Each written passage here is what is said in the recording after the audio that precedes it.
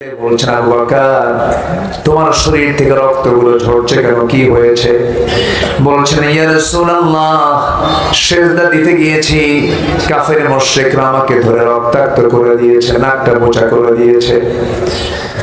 খরঞ্জিত পায়ের ওই অদ্বাসাইবা সাইয়েদনা আবু বকরের নাকের উপরে চাপা দিয়ে রক্তাক্ত করে ফেলেছে।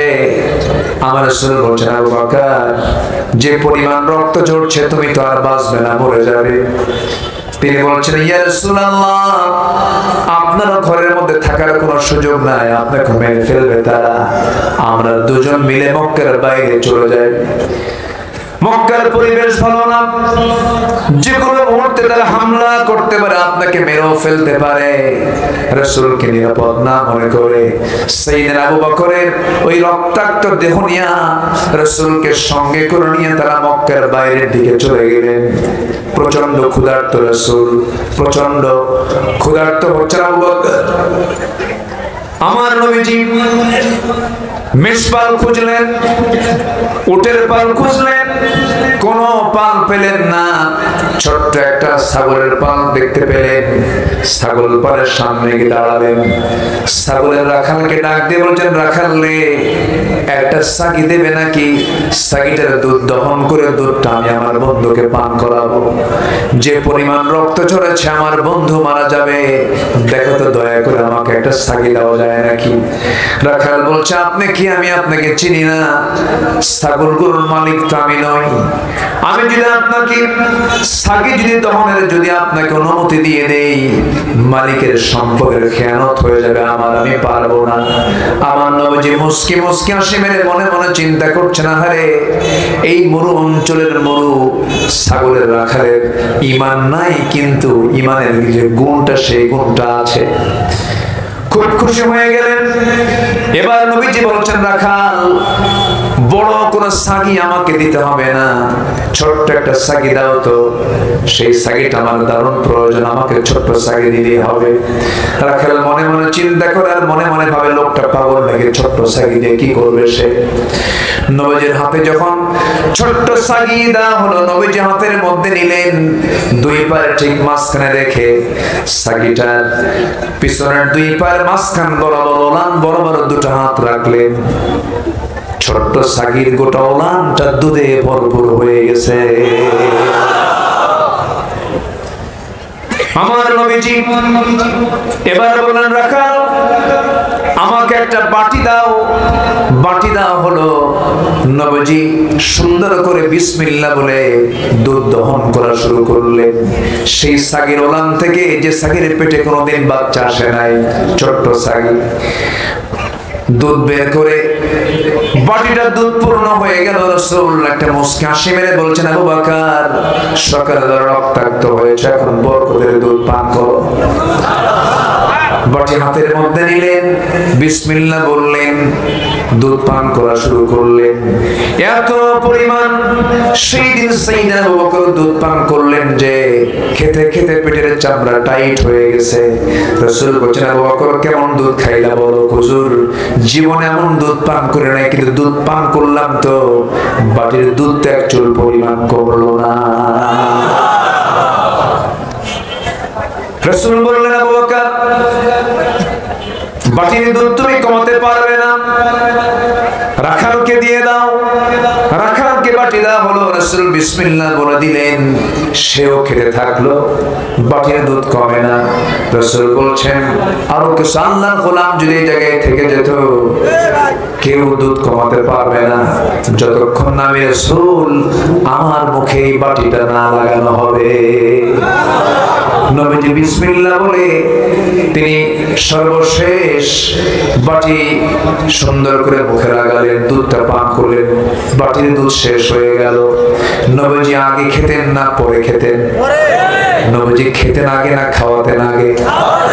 খেতেন আগে না খাওয়াতেন আগে?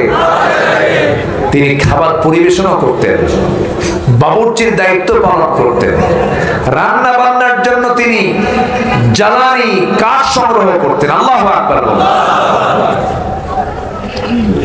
আমার নবীজি খাওয়া সম্পূর্ণ করলেন। বিকেল বেলা হয়ে গেল, রাসূল বলছেন আবু বকর চলো এখন আমরা মক্কার দিকে ফিরে যাই। রাখালের চোখে পানি। রাখাল বলছে আপনারা একা যাবেন কেন, আমাকে সাথে নিয়ে চলে যান, আপনাদেরকে আমার খুব পছন্দ হয়ে গেছে। রাসূল বলছেন তুমি যদি আমাদের সঙ্গে যাও এই ছাগলগুলো দেখবে, কারণ আমাদের তো খেয়ানত হয়ে যাবে। তাও তো কথা ঠিক আছে, আমি থেকে যাচ্ছি, কিন্তু শর্ত হলো একটা, আমি আপনাদেরকে যেতে দেব, তবে শর্ত হলো আপনি কি যেন বললেন? ছোট্ট ছাগল ওলানে হাত দিলেন, ওলানটা দুধে ভরপুর হয়ে গেছে। এই দোয়াটা আপনি আমার একটু দয়া করে শিখে দিয়ে যান। রাসূল বলছেন দোয়া শিখে তুমি কি করবা? কে মাঝে মাঝে আমিও দোয়া পরে ফোঁ দেব, দুধ খাবো। সুবহানাল্লাহ বলবেন না? রাসূল বললেন তোমার মুখে দোয়া তো কার্যকর হবে না, কারণ তোমার ভিতরে শিরকিয়াতের পচা দুর্গন্ধ ভিতরে রয়ে গেছে। শিরকিয়াতের পচা দুর্গন্ধ দূর করে ঈমানের নূর, ঈমানের আলো তোমার মধ্যে ঢোকাতে হবে। রাখাল এবার নবীর চেহারার দিকে তাকায় বলছে আপনি কি মক্কার আব্দুল্লাহর পুত্র মুহাম্মদ বিন আব্দুল্লাহ? সুবহানাল্লাহ বলবেন না? হেদায়েতের মালিক কে? আসতে বলবেন না, হেদায়েতের মালিক কে? আল্লাহ তাআলা। আমার নবী বলছেন কি মনে হয়? আমার তো এমনই মনে হচ্ছে, আমার তো এমনই মনে হচ্ছে আপনি আল্লাহর পয়গম্বর হবেন।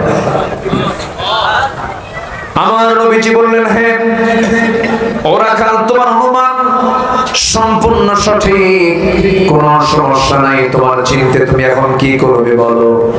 সঙ্গে সঙ্গে রাখালটা হাত আগায় দিল, রাসূল তাকে পড়ায় দিলেন আশহাদু আল্লা ইলাহা ইল্লাল্লাহু ওয়াহদাহু লা শারীকা লাহু ওয়া আশহাদু আন্না মুহাম্মাদান আবদুহু ওয়া রাসূলুহু। হেদায়েতের মালিক কে? আল্লাহ। আসতে বলবেন না, হেদায়েতের মালিক কে?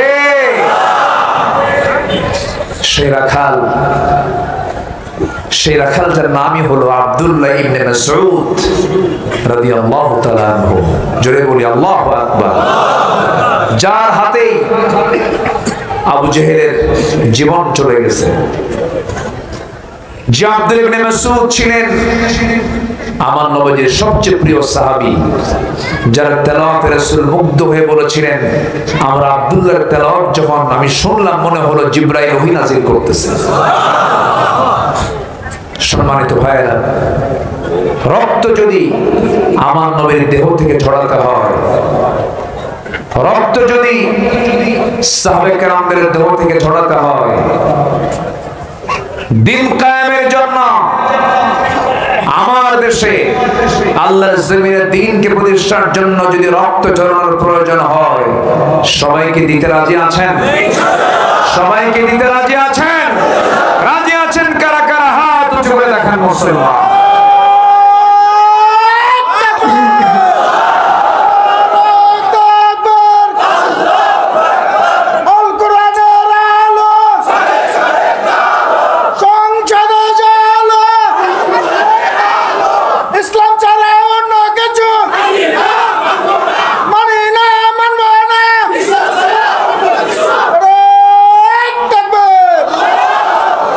আল্লাহ কবুল করুন। জোরে বলি আমিন।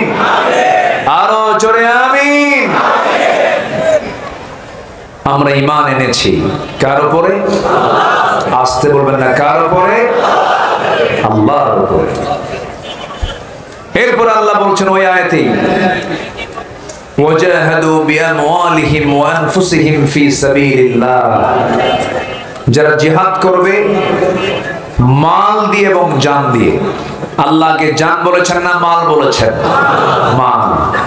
মালের মোহাব্বত থাকলে জান দেওয়া যাবে না। এই জন্য আগে বলেন আগে মাল দাও, এরপরে জান দাও। কার কথা? আসতে বলবেন না, কার কথা? আল্লাহর কথা। আমার বন্ধুগণ, অনেকে নামাজ পড়বে, অনেকে রোজা রাখে, অনেকে দান সদকা করে, কিন্তু জিহাদকে তারা মানতে চায় না। আসতে বলবেন না, আছে না? বলে যে নবীর যুগে জিহাদ হয়ে গেছে, এখন আবার কিসের জিহাদ? আমার দেশে কার বিরুদ্ধে জিহাদ করবেন? সবই তো মুসলমান। এই জাতীয় কথা বলার কিছু লোক আছে না নাই বলেন তো? আমার দেশে বাতিলের মোকাবেলা করার জন্য বাতিল শক্তি আমার আপনার সামনে আছে না নাই? আসতে বলবেন না, আছে না নাই?